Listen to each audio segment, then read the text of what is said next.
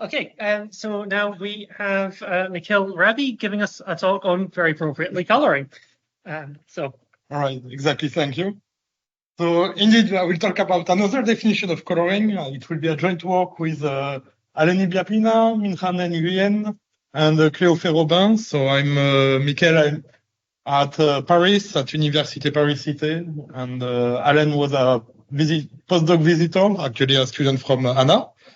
And Cléophée and Minhan are also working in the same lab. So, and it was also the point of Anna and your point on the fact that there is not one single definition of coloring.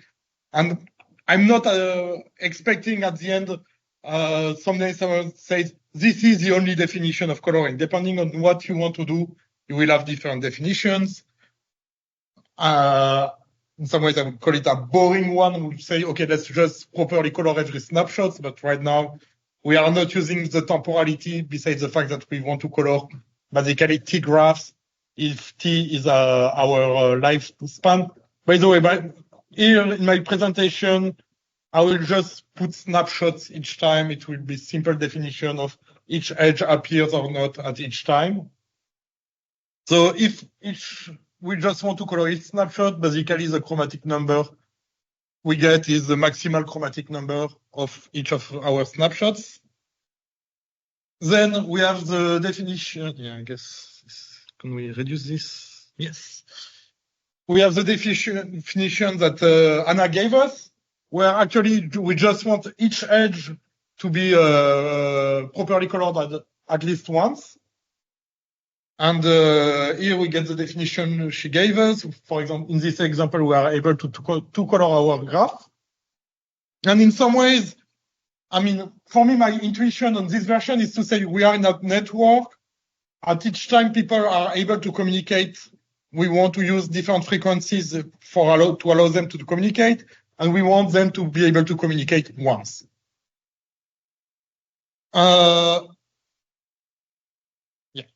Another definition from 2013 is to say, okay, we want to properly color everything. We want basically allowing communications to happen all the time. But what we want is to say, okay, actually we will have an extra cost. Each time a node changes its color, it costs some unit. And for example, with this coloring, we see that we had to perform 7 changes or 7 switches during the temporality. And if we want to be smarter, there was a way to do it with only 2 switches. But here, in some ways, we are losing this notion of one chromatic number for our coloring definition, because, for example, we could use actually 4 colors and now no switches. So basically, it's with 2 parameters, depending on the number of colors we are given, we get how many switches we can do if we have enough color at least to properly color every snapshot. So now I will give the definition we got on our side. That was, I mean, Anna was saying that everything is motivated with different definitions depending on the fields. This version is motivated by reconfiguration, which is one among a lot of topics in graph theory. So here we will have our snapshots, and basically, for a motivation standpoint, let's say that every vertex is a sensor. When two sensors are close enough, there is a vertex in the snapshot. And basically, the sensors are mobile. They are going around some space. When they are close enough, and basically, we know, for example, that from G1 to G2, this is where all the sensors were connected, but we don't know. Actually, there is some kind of transition in between. In some ways, we are in a distributed world. So we went from G1, that was our current state, and in between, edges were added, removed, and nodes changed their color. For example, maybe first vertex C came from color green to color blue. Then we have added color edge BC. We have removed edge BD. Now we want to add edge DC, and we see that this coloring that I suggested is actually wrong with this transition. Now we have some kind of interference. And in some ways, if we look properly at our two snapshots, if we join all the edges and we look for each vertex, sorry, all the possible colors, basically what to expect is that at some point, every edges will be there, either before being removed or being added, and every node will have the previous and the next color during the transition. And we want some kind of definition of compatibility between two consecutive snapshots. Basically, I would say that two colorings are compatible if first they are properly coloring of the two considered snapshots. But moreover, if we look at the union of the two snapshots, we don't want to have any interferences. And what will mean that actually, for example, CI will be a properly coloring of GI plus one. And the motivation behind it is that maybe first we have added all the edges during the transition from GI plus one before changing any colors. So for sure, for any edge of GI plus one, those colors cannot interfere. And same symmetrically, CI plus one must be a proper coloring of CI. But also what I want is that, for example, when A will change its color from blue to yellow, it might be connected to B if the edge has not been removed, meaning that the color of B must be different from the previous color of A and the new color of B. And symmetrically, basically for any edge that appears in one of those snapshots, the previous color on one endpoint must be different from the new color on the other endpoint, and symmetrically, the new on the first endpoint must be different from the old one on the other one. So we have this definition of coloring compatibility. I mean, we also call it temporal chromatic number, but we have another notation, so it's fine, hopefully. So, and basically what we will say, okay, we want to properly color every snapshot such that any consecutive colorings are compatible with each other. And basically some direct corollary is that every coloring must be actually properly a proper coloring of the previous, the current, and the next snapshots. This and what can we say about the chromatic number?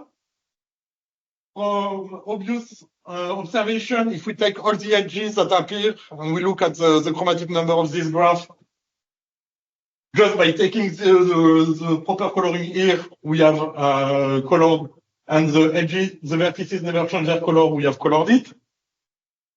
But actually, we know also that if we look at the chromatic number of any three consecutive snapshots, the number, if we need K colors for one of those three consecutive snapshots, then we will need K colors to color our temporal graph with this definition. So now I will give two other results about the bound on the chromatic number in a general way. First, let's say that we have properly colored every snapshot. No, not with the compatibility restriction, just we have Ki, a proper coloring of snapshot GI.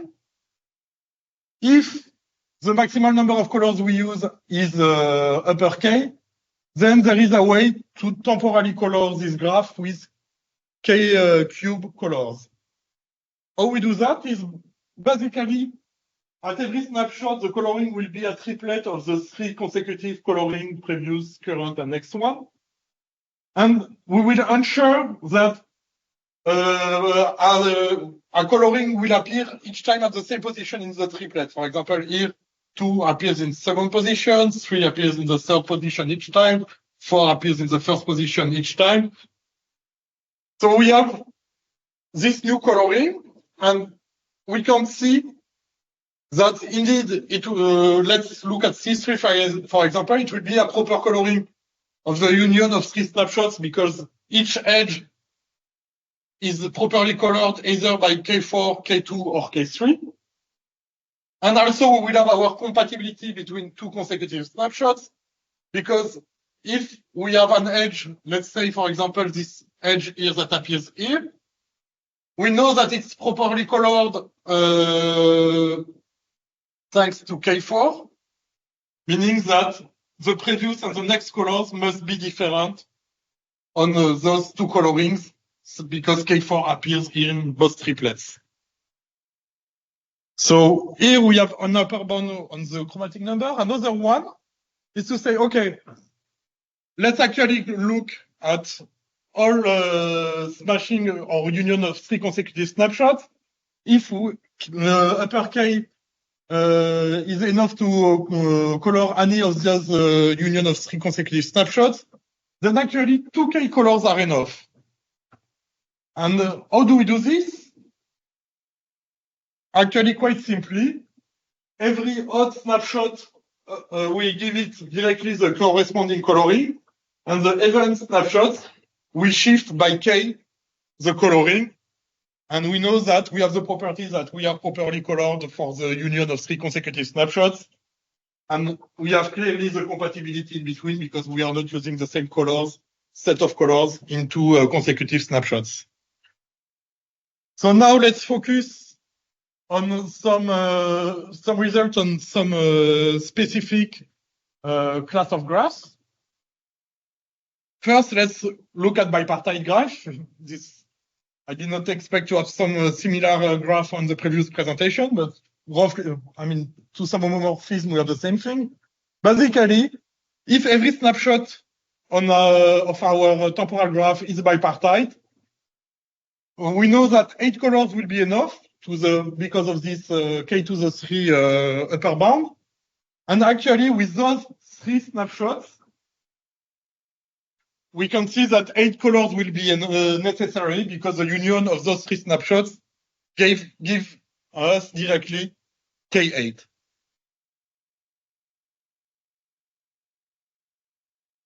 Now let's look at basically the problem we bumped our head for way more time, which is what happens if every snapshot is a 3. Again, there is always a way to 8 colors those temporal graphs because our trees are bipartite, so K to the 3 will be 8. Also, there is a way to make K6 with 3 snapshots. Here is a way to do it, and we can even prove that any union of 3 trees is 6 colorable. Basically, now we know that in the worst case scenario, 6 colors will be necessary, 8 will be enough. And one of our main questions we struggled and still didn't solve was, okay, is there a temporal graph that needs 7 colors or 8 colors? We still don't know. We looked at other restrictions on our snapshots. What happens if every snapshot is bounded by delta, the maximal degree delta? We proved that there is a 5 delta plus 1 coloring of any temporal graph in this situation. And we also proved that the union of, exist 3 delta bounded graphs such that their union is a clique of size 3 delta plus 1. Basically, this is the construction I show you here. Every Wi is a set of delta nodes. If I have this big double edge, it means that we have all possible edges basically between those 2 sets. And we can see that in that case, basically here, and the red big dot means that we have a clique. And we can check that here, every node is of degree delta. And we can check also that indeed we will have all possible vertices happen in one of those 3 snapshots, meaning that we build the clique.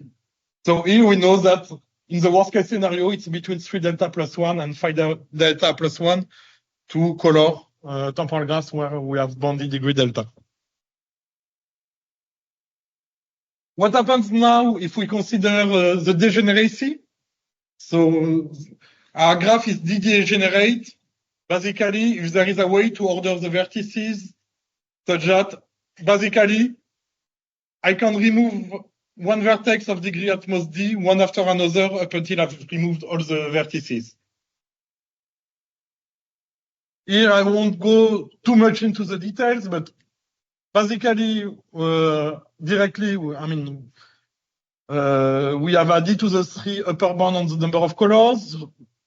We can actually prove that 3 consecutive snapshots can always be, the union of 3 snapshots can be 6D colored.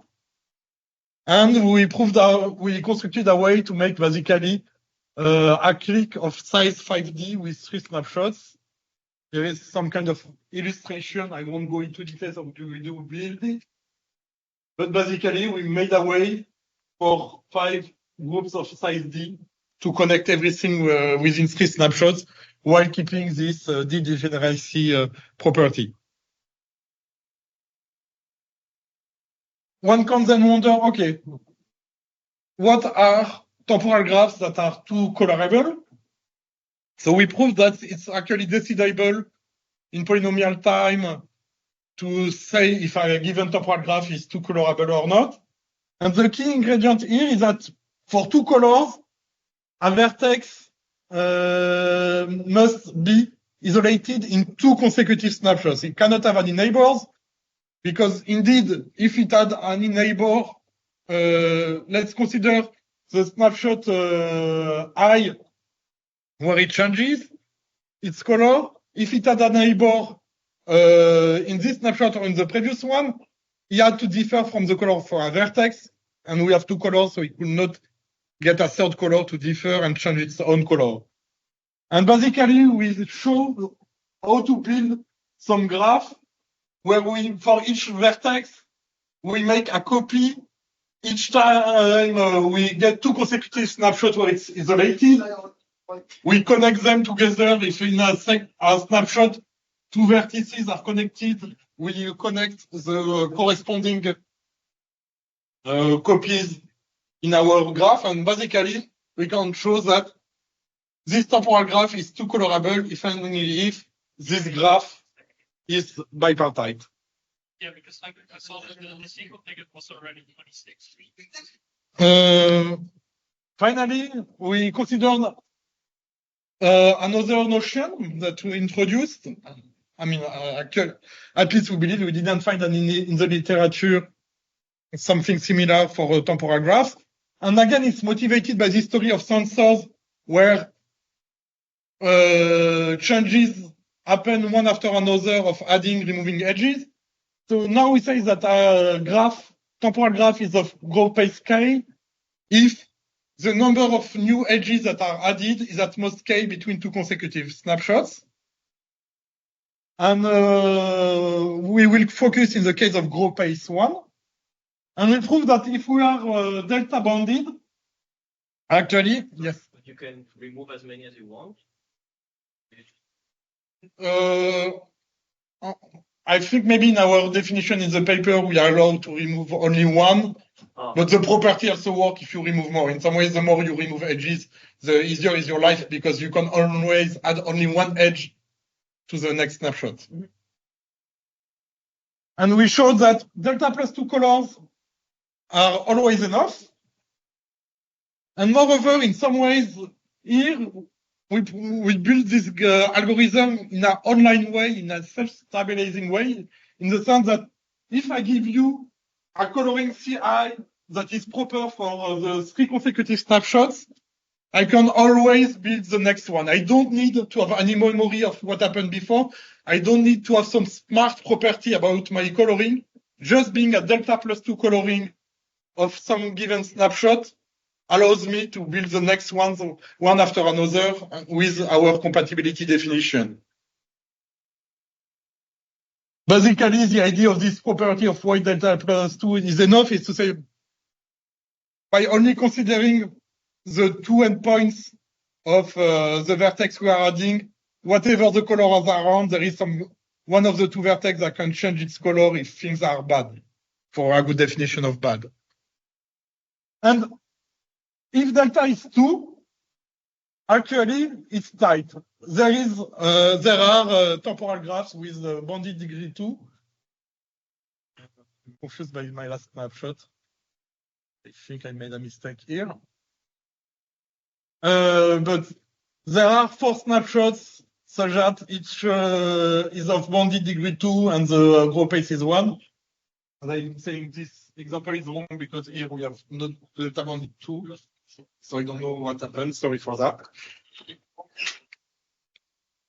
And we can prove, I mean, I'm missing a little bit of my point because it's not working here as I expected. But trust me, the example we have works and 4 colors are needed. And one of the important parts is that if we look at the 4 snapshots, we have the click. And also for delta equals 3, we can make K5. We can make that 5 colors are necessary. Here is the example. Some interesting part is that, again, we see that with the 4 consecutive snapshots, we have K5. And to my opinion, what was interesting for this result was that we generated by computer. Basically, we didn't find it by ourselves. We made a program that was trying all the possible temporal graphs of with this property, with lifespan 4, 5, up until finds one that cannot be properly 4-colored. And we try to do it the same for delta equals 4. And we didn't manage to find any counterexample. I don't remember what was the maximal life span we had. I believe it was 6. So that's 7. We were not able to exhaustively look at every possibility. But this leaves this open question of, is it tight, this delta plus 2 only for the delta equals 2 or 3? Or is it also, do we have bigger value where it's also tight? And my own opinion on this is that for values big enough, we should expect that it's no longer tight because we want to have this click to appear. And this click of size delta plus 2, and for delta equal 2 and 3, it's fine, 4 snapshots are enough to make it appear. But the more the degree up, basically we will need a linear number in delta extra snapshots to get the full click, and intuitively say, yeah, but this should leave us a lot of time to be able to change colors.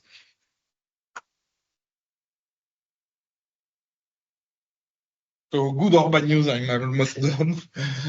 So here are some sum up of our results. In particular, as I said, we have this frustration question of, okay, even for trees or pass, we say, okay, tree is a simple result. Okay, or even pass, we know that the chromatic number in the worst case is between 6 and 8, and we don't know which one it is. And I mean, depending on the weather, I can say it's my intuition is 6 or 8.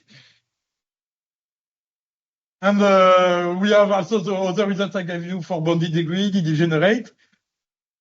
With grow pace, we have this question of, is for delta big 6 or big enough, delta plus 1 always enough?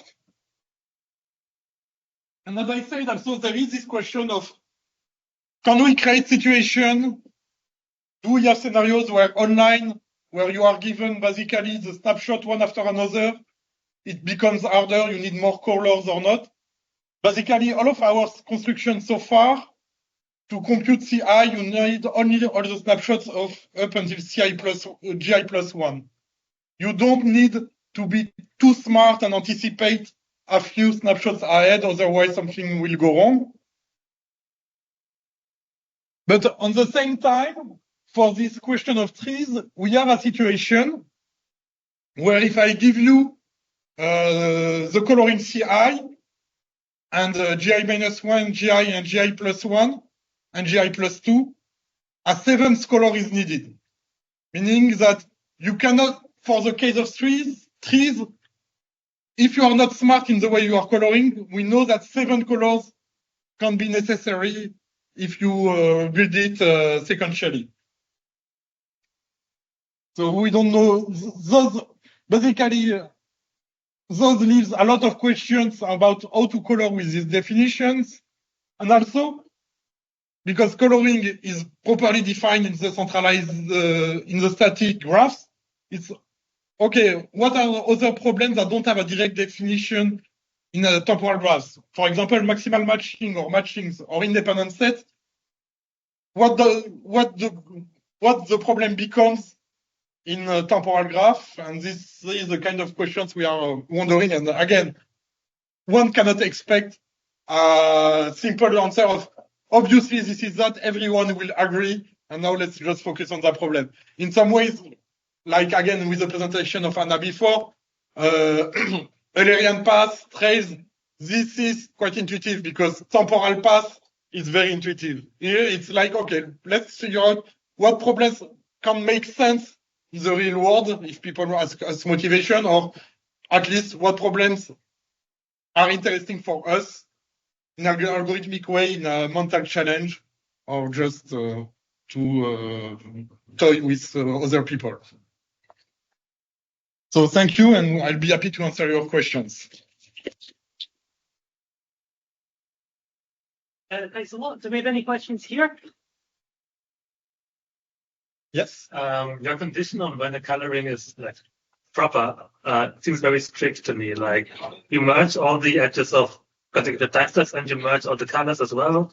It has to be compatible with the previous time step too.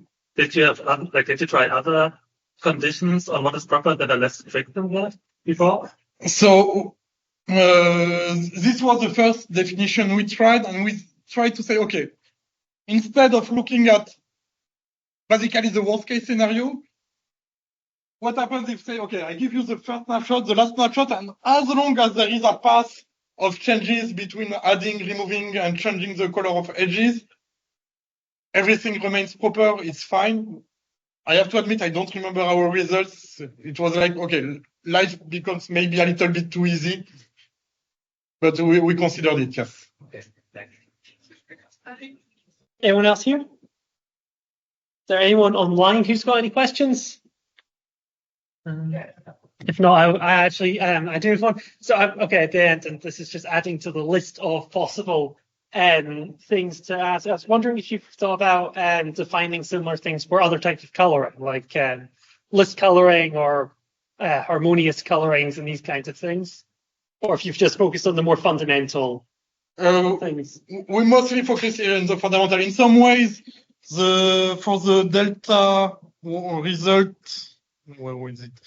The 5 delta plus 1 has this kind of flavor of list coloring actually for the proof.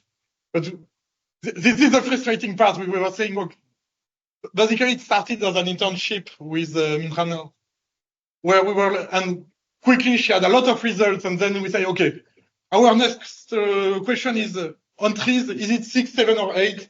And in some ways, like, if we are still stuck on there, it's hard to look at other variants. I mean, it was hard to motivate ourselves to look at other situations where this simple one was already too hard for us, at least. Yeah, of course. I think there's a lot of interesting work to be done. Are there any last questions in the room?